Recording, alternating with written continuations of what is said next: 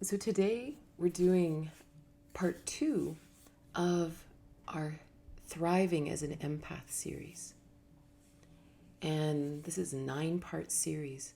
And if you haven't watched the first one, it's all good. You can jump in anytime. But this is a topic that's really dear to my heart because I believe that we're coming into a time where we actually are going to start connecting with people in a very real way. We aren't going to just sort of be side by side, banging into each other, reacting to each other. We're actually going to connect. And I believe that all humans are designed to be empathic, which means that we actually communicate through our emotional bodies, which are linked in with our psychic bodies and our subtle bodies, which allows us to communicate telepathically and all that kind of thing. But it's all rooted, even if we can get the emotional body clear, everything else will just flow easily through it. But one of the biggest problems with being empathic in the world the way it is right now is that the world is based in lies. Like, we're actually trained to lie. We're trained to keep the peace. We're trained to pretend we like something when we don't. We're trained to not like something when we really don't have any reason not to. Like in the case of, say, racism or something like that. But it's said to us so often, and it's so, what's the word? When it's everywhere, right? It's just everywhere. You almost don't imagine there's an alternative. So this is the topic of today, is how do you navigate in a world where, because you are empathic, because a lot of people their empathy has been sharpened for some reason. It's been honed in a way that maybe others, the empathy still has to sleep because we're wrestling with other things. But with many people, as the ability to be empathic rises, this world becomes really hard to navigate because everybody's lying. It is very uncommon to meet someone who always tells the truth. And it could be something as simple as, do you want to go to this thing on Saturday night? A lot of people will read you and kind of, sure, yeah, that's a great idea, especially if you're a people pleaser. It's an uncommon script to say something like, I'm not sure how I'm going to feel that day. It's not even necessarily accepted. Depending on the place we were raised, we might be told that, no, come on, it's Granny's 80th birthday. You have to go. Not only do you have to go, you have to want to go. And then you have to go away and you have to tell yourself all the reasons you want to go. Like, you're literally training yourself to lie to yourself so you can embrace a reality that is not reality. But it's Granny's birthday, that's different. Why? Still lying, right? It's like, remember that, I don't know if you've ever seen it, but there was a t-shirt once that it said, sorry I'm late, I didn't want to come. Like, this would be the ideal t-shirt for people who can't help, or are still locked in that old training that we have to pretend we want to go to things because it's the understood expectation of the clan. This is what you have to want to do. Like, it's not just you want to do it, you have to do it. You have to want to do it. You have to change your inner truth to make everybody happy. Well, you should want to do it. What's wrong with you? Do you not like people? Are you some kind of weird introvert? Are you some, like, what? You know what I mean? Like, we're actually bullied into lying. And this is a real challenge. So as you walk through life, there's many ways that we communicate with each other as humans, right? We communicate verbally, obviously.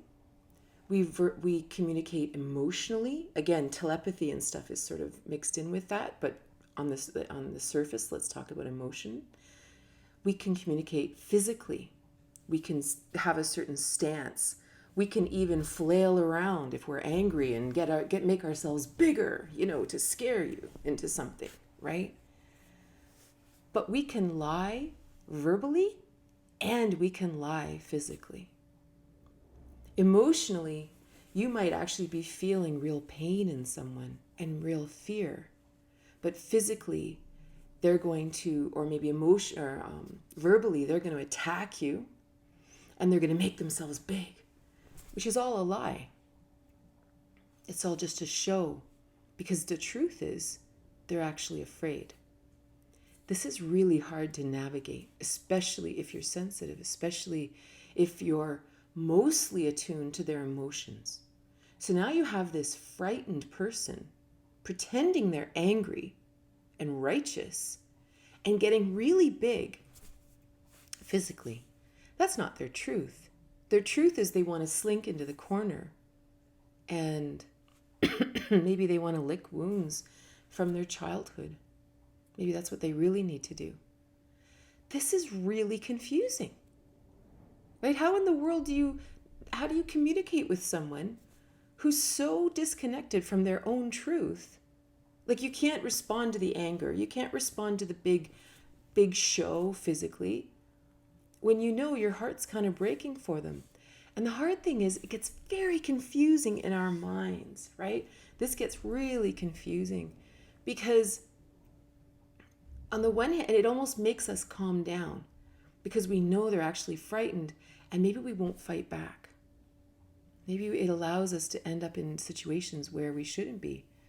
Because as big and as strong and as abusive they might be, our heart can feel the broken person inside of them, and we may not fight back the way we should, right? And I mean fight back. I don't mean, be a pacifist. I mean sometimes if there's abuse on the line, physical, emotional, mental abuse, fighting back's the only answer to get yourself safe, right? So now imagine you grew up in a home, right? And you grew up in a home where the truth is seldom spoken, right?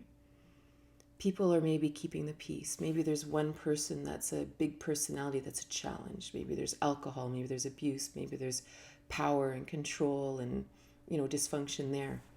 Maybe another of the partner of your parent is keeping the peace and just never really saying their truth and pretending this is okay and lying. And maybe out of generations of training that this is how you survive, right? Not only this is how you survive, this is an altruistic stance. This is the right way to be. This is the kind way. This is the most righteous, the most spiritually conscious way, is to kind of just clean up, the alcoholic's mess. Don't, and just everyone just, it's okay. It's not okay. But we're trained to pretend it is. We're trained, again, out of centuries of requirement.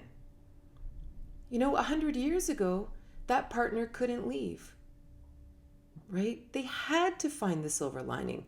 They had to lie to themselves. They had to tell themselves it was okay. It was a self-preservation mechanism.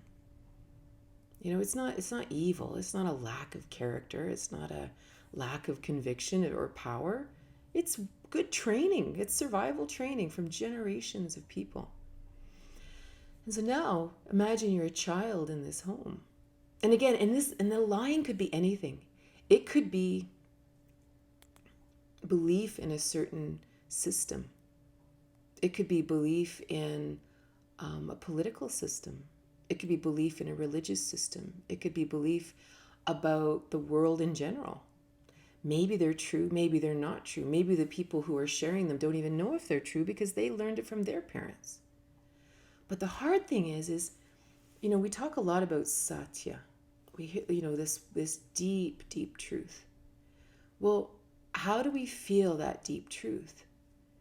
It's not an intellectual process. It's something that simply lands.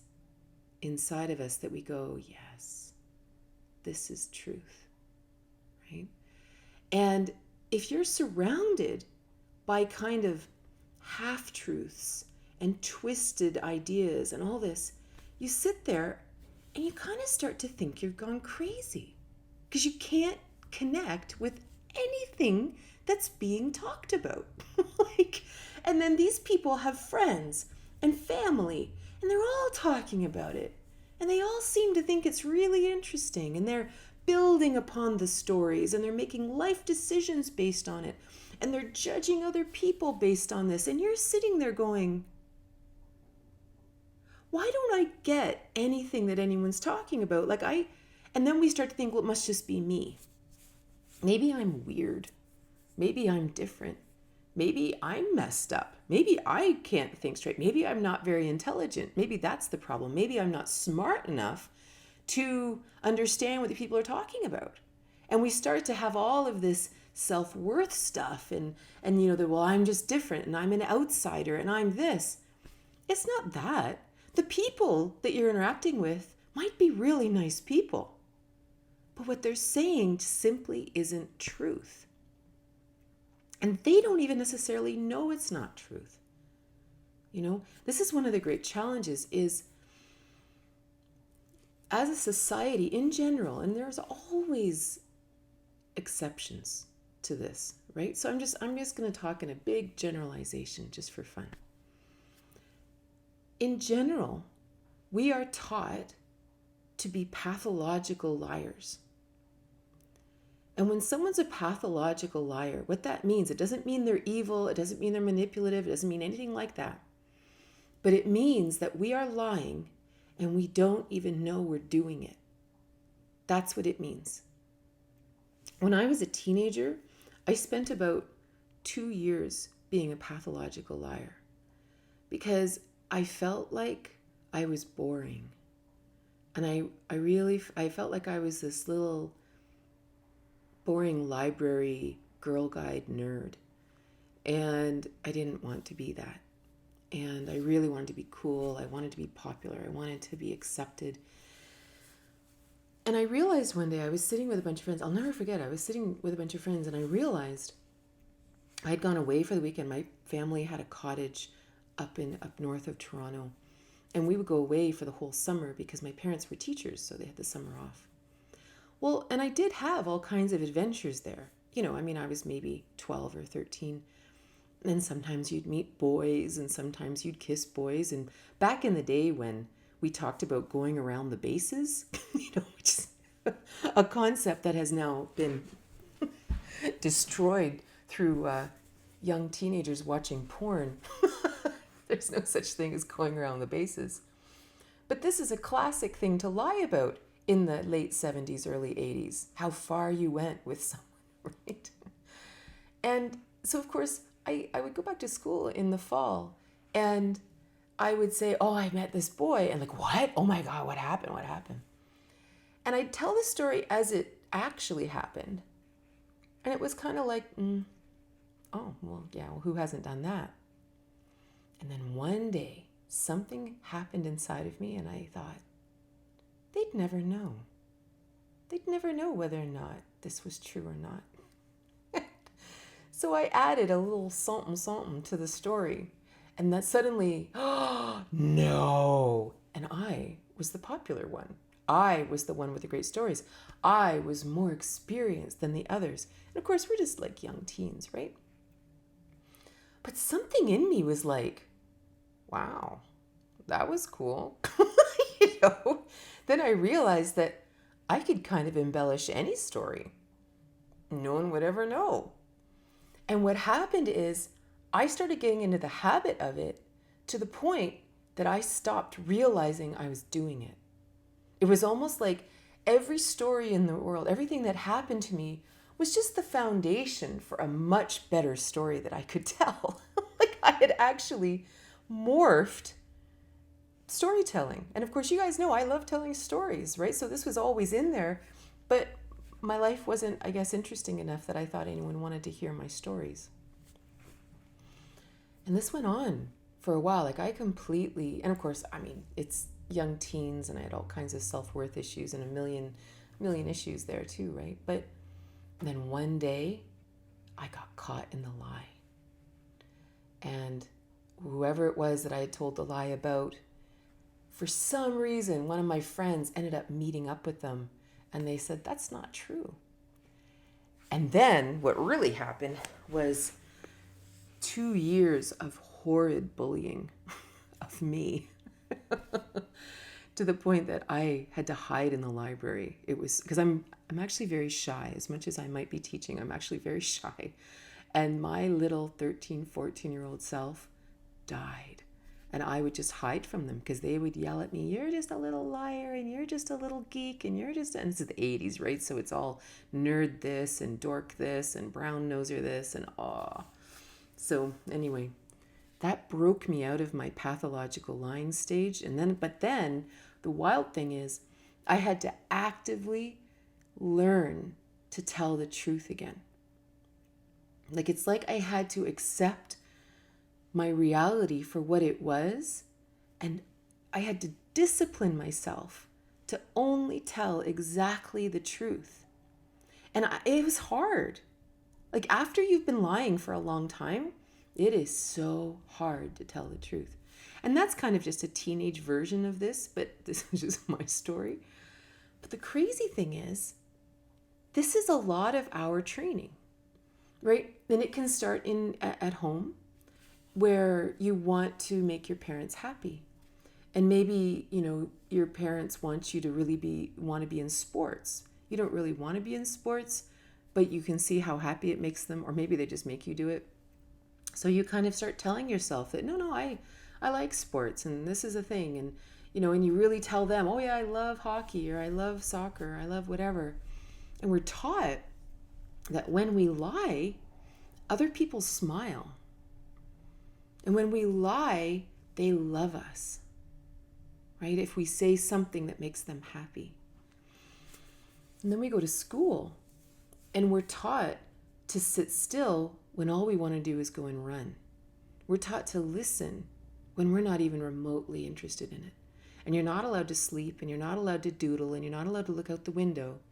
You actually have to learn. You have to learn how to lie. You have to learn how to look straight and pretend you're interested in what's going on. Like, this is like whole body lying, right? You're being trained how to position yourself outside your truth, right? And this is very subtle, And then imagine we go on, and you maybe have a relationship with someone, and you don't want to hurt their feelings, and maybe you're having sex, and maybe, it's not really that great, but you kind of learn that if you just make a few sounds, they get pretty happy. Or maybe you don't really want to do this, you don't want to do that. The lying just becomes part of our life. And are we being manipulative? Like, I'm not even talking about manipulative lying. I'm just talking about normal existence. And we're actually taught that this is keeping the peace. This is being nice to people. Doing things that you don't want to do is being nice to people, right? But what if the truth was, but I don't want to do it? Well, who else is going to do it then? Well, I don't know, but I don't think it's meant to be me, right? We're not taught this. So this is a really big deal, because the secondary part of this is not only are we lying to other people, we're lying to ourselves too. We're lying to ourselves in crazy ways, right? Like, here's my truth. Here's the truth everybody wants it to be, or here's the truth that's acceptable, or here's the truth that makes me look successful, or here's the truth that I think other people will respect me for. And it's almost like, I know inside of me, it was like there was a point in, I think, my teenage years, probably when I was trying to develop who I was. And a lot of you guys have seen the energy grids that I do, and the energy grids kind of chart how you're wired through your chakras. And some of us have no planets in our third chakra. Some have lots and have no idea about this nonsense about not knowing who you are. But for anyone who has always struggled with who we are, what we do is we develop a persona. We develop an ideal self. We say, okay, well, I'd like to be someone who is seen as intelligent, responsible, witty, sexy, fun. Here are all the things that I want my persona to be. And then we live up to it. But this has nothing to do with our truth, right? And the problem is even if someone asked your truth, you're going to have to actually go through the personas filter first. It's like, oh, yeah, I really want you to think I'm fun. So the proper answer is yes, I do want to do that because the persona I've created that I believe will give me a happy life would say yes. I didn't even check in with me. I don't even know what Katrina wanted at that moment because the persona I believed was so important to be functional in society, right?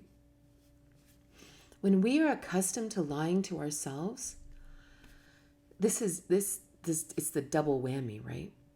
And again, we're taught to do this. Just suck it up, sort it out, come back when you're feeling better, get rid of all these nonsense emotions. You're being oversensitive.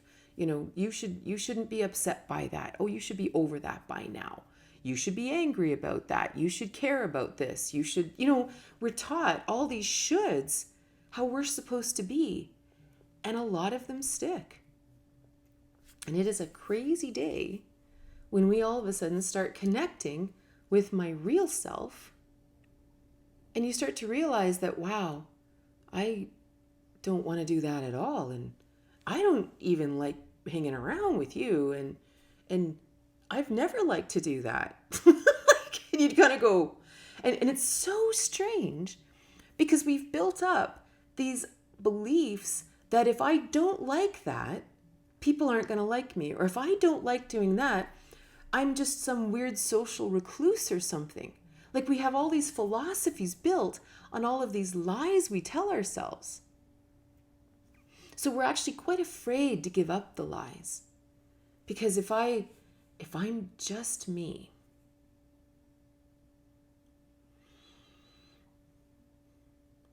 like, am I even interesting? Without all the drama? Without all the passion and what I want you to think of me? Like, it's almost like when we get under all of it, there's this stillness that's really uncomfortable. Because it's almost like we've all been raised with Hollywood. And it's like we've all created these Hollywood personas that we want to live up to.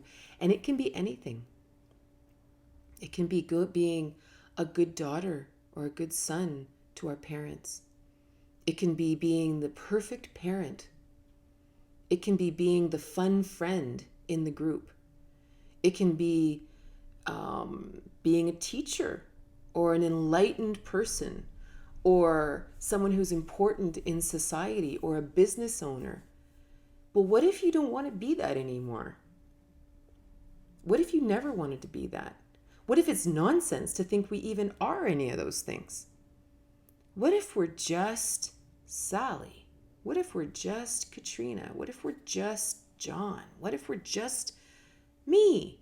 Just a soul wandering around, making choices, responding to events. Yes, no, left, right. What if there's no persona? Osho used to say that a great practice was to release your character. Imagine having no character and just being you. And this is fascinating because on the one hand, we have the character that we tell ourselves that we are and we want to be. And not only do I want to be it, I want to make sure you think I'm that. So I'm going to tell stories. I'm going to dress a certain way. I'm going to act a certain way so that you also believe the lie that I'm telling myself. Right? But our persona also is very, very, very commonly a reaction to a life lived.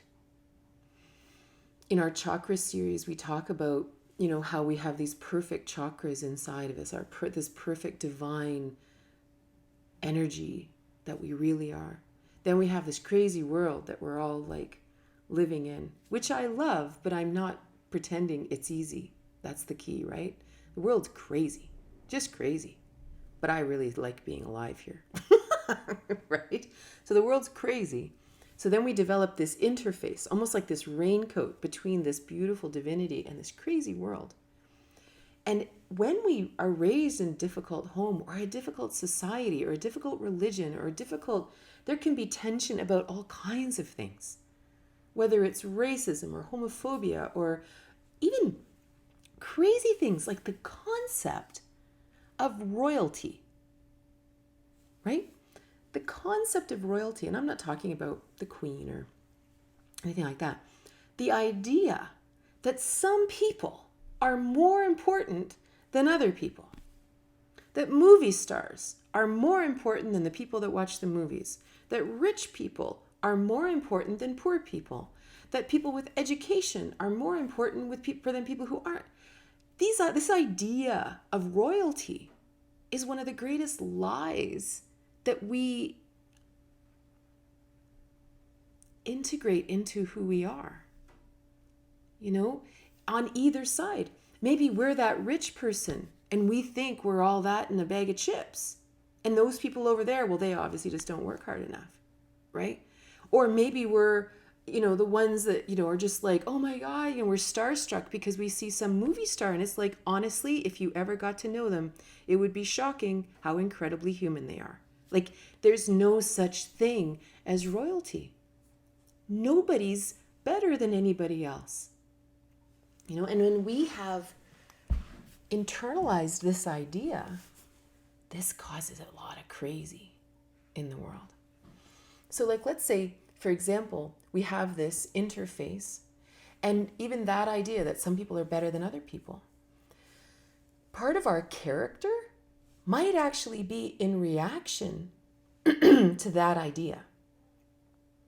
Maybe I was raised poor. And so part of my character is making sure you never know it. Or maybe part of my character is hating rich people. Or maybe, you know what I mean? Like part of my character is I'm a social climber because I want to make sure I'm one of the important ones. Like part of our character is that. So it is such an interesting discipline. And by discipline, I mean study. I mean journey, adventure, expansion, right? It is such an interesting discipline to try to live a day without character. And all it means is every decision you make is going to be from your soul. Not from this incarnate personality, this particular DNA sequence that we're playing out, but from my eternal soul. What am I called to do? What am I not called to do? Like to actually live from that deep truth inside, as opposed to whatever this character is. This is a very, very interesting thing. And it's important because it helps us reconnect with our own truth.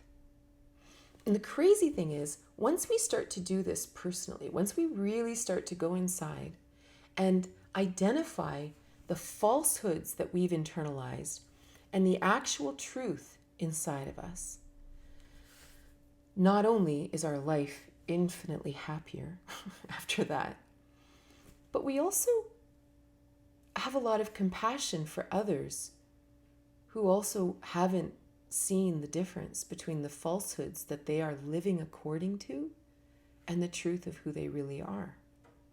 So part of what I want to talk about is how do we negotiate, how do we navigate this world when we feel a certain truth in the moment and other people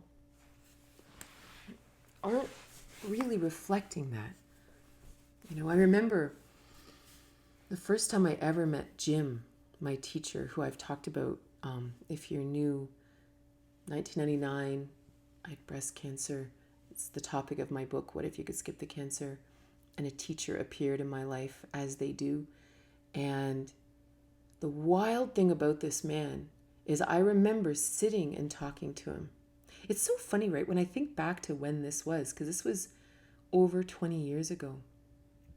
So, and I was 29 when I met him, maybe 28 when I met him, and 29 when I was sick. He was like in his early 40s. It's not like he was some old guy. He was in his, I think he was 44 when I first met him, because I remember talking to him and asking him how old he was, because the wisdom in him was so blowing my mind. I was actually expecting him to say like 500 or something.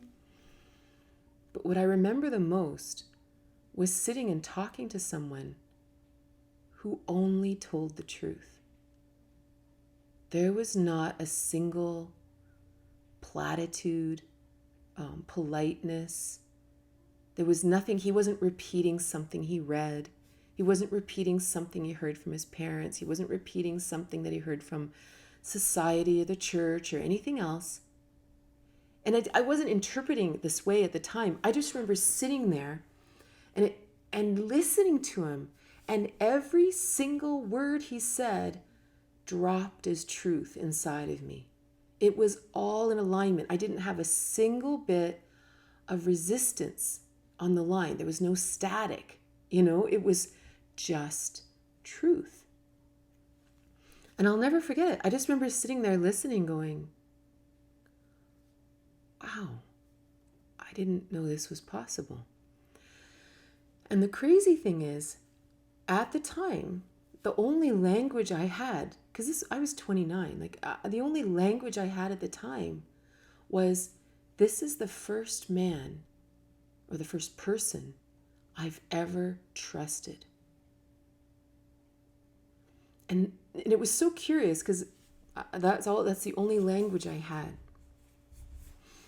But this is part of the problem, because one of the challenges we have when we're an empath and we live in this world, and regardless of even our upbringing, you could still have the greatest people in the world raising you, and then you go out into the world and you're sort of faced with all this falsehood and advertising and telling you that unless you're skinny, you suck, and unless you look like you're 18, you suck, and if you don't do this, you're going to be alone the rest of your life, and guess what else? And and I told some of you guys that when I went back to university after the breast lumps, I had a miraculous healing, and then people started coming to me for help, right? And I only had a degree in mathematics, so I thought, and this was 10 years after I'd graduated, so I thought, you know what, I'll go back to school and study psychology, maybe get a degree in psychology, and then at least I feel like I'm qualified to help people. And one of the things I learned was that 70% of all psychological experiments were done by marketing agencies. So the goal of advertising is actually to hack your frontal cortex, get in there and disconnect you from your truth, right? You might be perfectly happy, but how can we convince you that you're not so that you'll buy my product? How can I convince you that you don't, really have everything you need? You actually need this too. This is creepy, right? But this is the advertising world. This is how do you, even like I teach online. I've had an online business for a long time now. And the training out there is like, if you want to advertise, you go for the pain points. That's how you're going to hook people. What? Like, how about you just honestly offer what you're teaching and let people resonate with it or not? But that's not how it goes. And so one of the great challenges of being an empath, which I can literally say being a human, is that we don't trust anybody. Because when we're with people, and it could start out as parents, it could be friends, it could be friends' parents, it could be teachers, it could be anyone. But they're saying one thing out of their mouth, but you are receiving an entirely different message energetically. You're receiving a totally different message emotionally, telepathically, through the aura, everything. But they're saying this. So now imagine this as a child. You've just landed on earth. You have just emerged from the sacred womb of life onto this planet. And you're like, whoa, what's this place all about? And all you learn is people feel a certain way but they will say something different. They will act differently than what you perceive as truth. So at a very young age, we're taught to not trust people. We may not have these words, but deep down we know, always have a filter up, because what they're saying is not true. It's almost like we learn at a young age that humans don't know how to tell the truth. You know, they're so deeply lying to themselves. They're so deeply wanting you to believe something about them. And sometimes this is very innocent. Like, you know, I've told this story too, that, you know, part of my journey when I had the breast lumps was learning to express my emotion, which was learning to be honest, right? Learning to honor the truth inside of me, learning to not lie to myself and start being honest. Well, I wasn't lying to people to manipulate them or to get my own way or to even maintain a persona. I genuinely didn't want to lay my issues on people. If I was sad, I didn't want you to have to pay for that. That's how I saw it, right? That you were paying for that. And especially when my children were little. And when I was sick, my kids were 2 and 4. And they were little, right? So if I'm having a bad day, they don't need to know about it. Like literally, right? Like I'm not going to, my kids are kids. They need me to be the mom. They need me to be the one in charge. They need me to be the solid container for their growth. So it doesn't matter what's going on in my life. But the creepy thing is that when I was doing this, when I had this like double life that I was living, that my inner self was like dying 1,000 deaths of despair and sadness, but I'm like, you know, got this great big smile on my face. Mommy's fine. Everything's fine. Let's just go have a cookie. You know, if this is what I'm kind of projecting to them, it was like they would go a little crazy and they'd just start pushing each other. Like, you know, and then they'd pull the cat's tail and then they'd steal the other kid's toy. And they would just bicker at each other. And it wasn't until, and this was the final moment with my children, was one day they were, they're little, right? And they're arguing about he touched me, no, she touched me first, and like all the stuff that little ones talk about. And I was losing my mind in life, in general, breast lumps, dark nights of the soul, like the whole thing. And I was walking up the stairs. We had a farmhouse, and I was walking up the stairs with this bucket of laundry on my hip. And I looked into my daughter's room, and they're just like, mom, he's like, mom, you know, like this. And I'm like, and I just put my back against the wall, and I slunk down the wall, and I just started crying. And the kids, it just like, and they turned to me, and Aaron, my son, he comes, you know, over to me, and he looks at me, and he puts his little hand on my shoulder. He says, Mommy, what's wrong? And I said, I'm just so sad.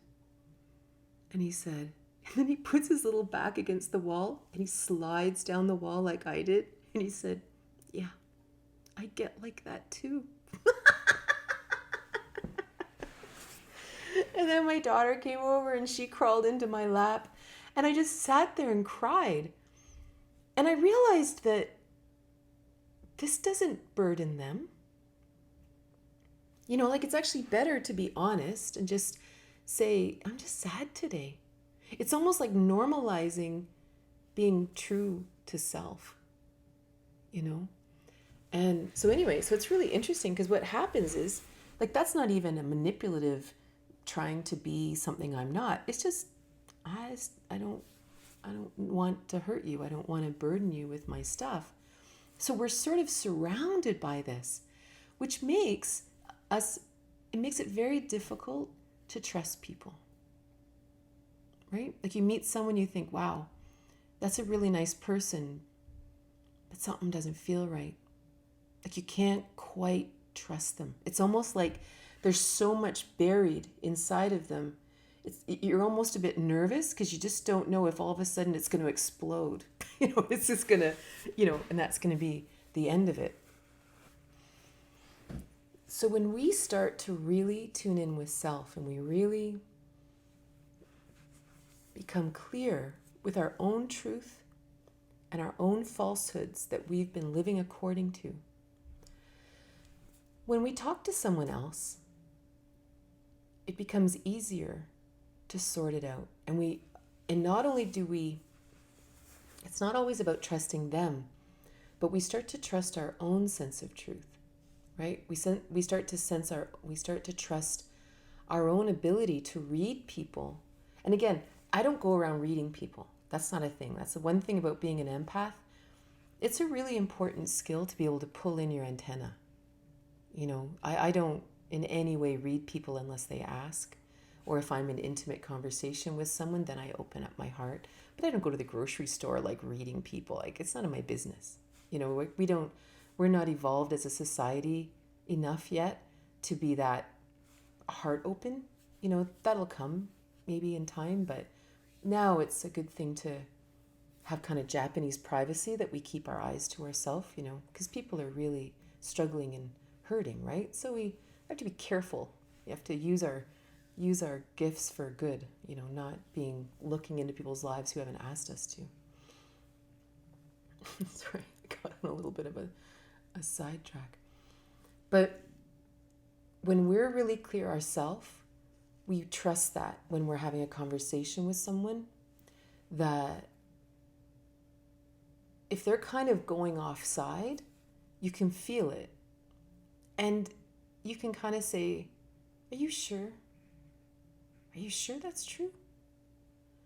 Are you sure that's how you feel? Because again, I'm not pretending that I know how you feel. All I know is that doesn't quite feel right.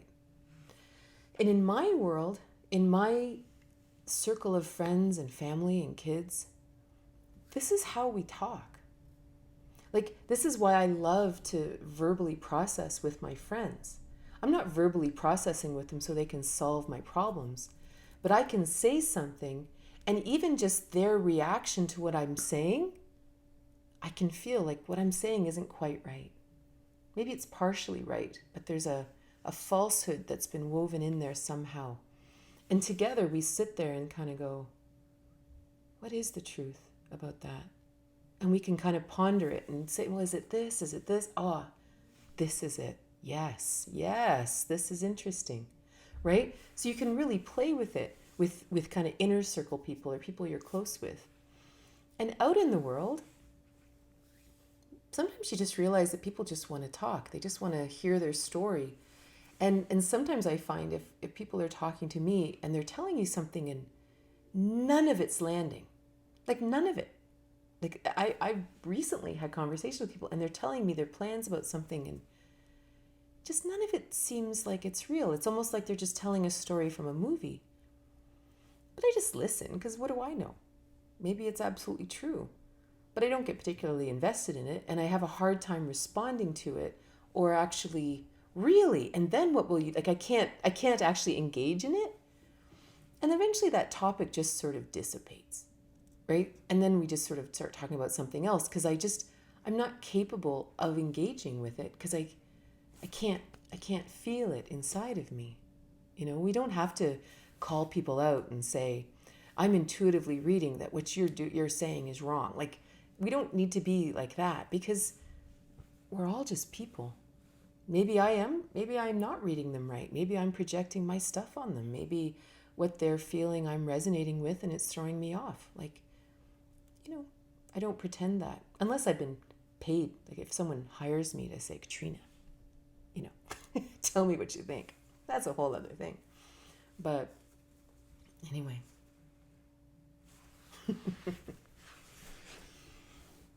Navigating the world when you feel truth from others, and the world is made up of lies and falsehoods. I believe this is shifting big time. This is why the gurus have been teaching satya and the honoring truth and meditation and going within and releasing all the baggage and the attachments and the things that keep us stuck in the lies, that keep us stuck in these constructs that aren't true. And then bit by bit, each of us just slowly releases them, and we all act a little bit more in truth and a little bit more in truth. And then, being an empath, becomes joyful, becomes lovely. Because you just sort of wander around and, you finish each other's sentences because the connection is so easily there. You're kind of like, do you want to, yeah. And then we can, yeah, okay, that's a great idea. Okay, yeah. And you never even finish the sentence because this whole communication is happening in the ethers. This is what humans are capable of. And we're moving that way. But it's gentle and slow, and we have millennia of difficulties to unpack inside of our psyches, so it'll take a bit of time. How to pull in my antenna.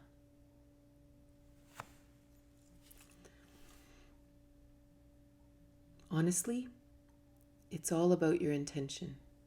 You have to want to pull it in. Like, you have to want to not read other people.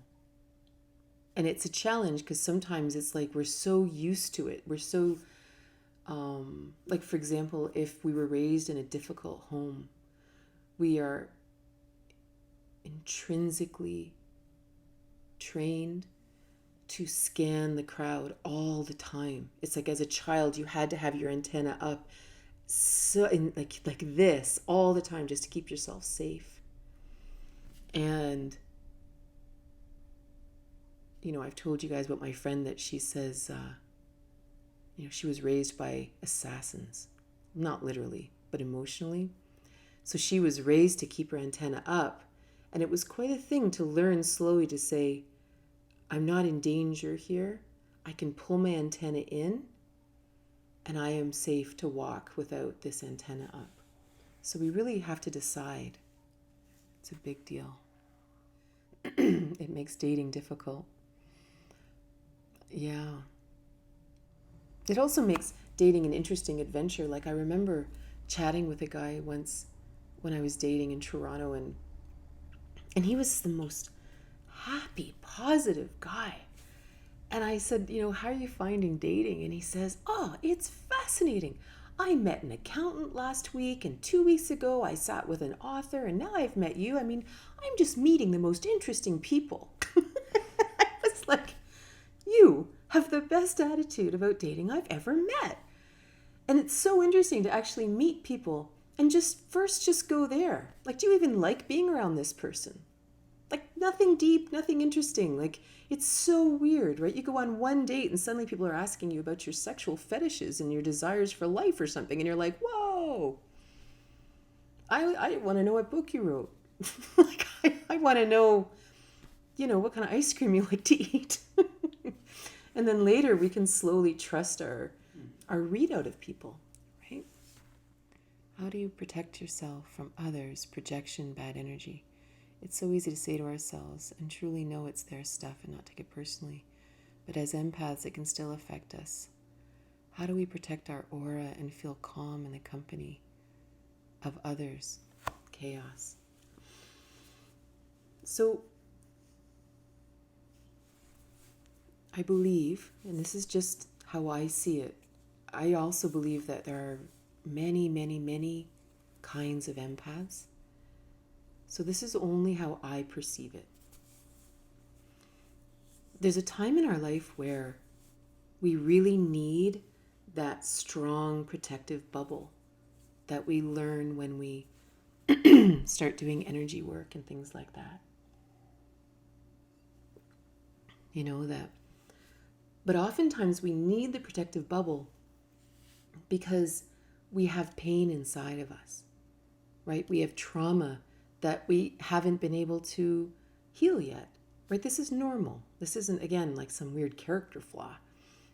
Someone goes to war and they come back shell-shocked. We don't look at them and go, you haven't dealt with that yet? But regardless, shell-shocked, right? This person going out into the world, having a really strong bubble of protection around you while you heal, very important. This is really, really important.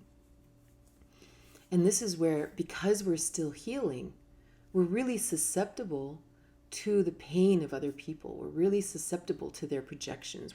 We're susceptible to their chaos because it's resonating with the very things that we're trying to heal. right? It's almost like there's something deep inside of us that's got a certain vibration and it's hurting us. It's something that happened when we were young. It's something that happened last week. It's something that happened and it's hurting us, and we're trying to heal it, right? We're trying to sort it. And we're also trying to go to work. And we're also trying to maintain our relationship. And we're trying to be happy and maybe read that book we want to finish. We're trying to actually live, because we can't always be trying to heal this stuff inside of us. And so then all of a sudden we come in contact with someone who's maybe dealing with the same thing, but they're extroverting it out, maybe blaming you, judging that person, but it's the same resonance. So somehow that resonance gets pierced inside of us and it starts to kind of explode us from the inside. This is very painful, right? This is very hard. But it's also part of our journey. You know, like in the land of there's no mistakes, and again, that's a big dangerous topic to dive into, but to know that when you go home and you go, wow, that person drives me crazy. First, maybe they're a jerk. Always allow that. Some people are just jerks. I think it's wrong to assume that everyone has good intention. And sometimes you go, wow, did that ever hit a chord inside of me? And with our beautiful, objective witness mind to look at ourselves and say, what is that hitting inside of me? Right? This is helping me. This is helping my healing journey. Right? So that I believe most of us are in that state, right? Where we're still sorting things out. We're still maybe even a little unconscious of some of the traumas from our younger years or whatever. We don't have the right container to even understand what's happened, or maybe we're blaming ourselves or whatever, right? And then now imagine on the other end of the spectrum. So again, Jim, my teacher, he would teach that the goal in life is to be empathically like a flow-through tea bag. That there is no bubble. The goal in life is to be a flow-through tea bag. We don't become a flow-through tea bag while we're still processing our own traumas and sorting ourselves out. This is the goal. As we heal, as we come closer to our truth, as we, do this kind of thing, the end goal is to be a flow-through tea bag. And of course, when we're a flow-through tea bag, this means that we are really clear about ourselves. We're really clear about our mission. We're really clear in our third chakra. And what that means, when we have a healthy fire in our third chakra, that means that anything that comes into us, the words of people we love, the news, movies we watched, people in the grocery store, every single thing comes into us like prana.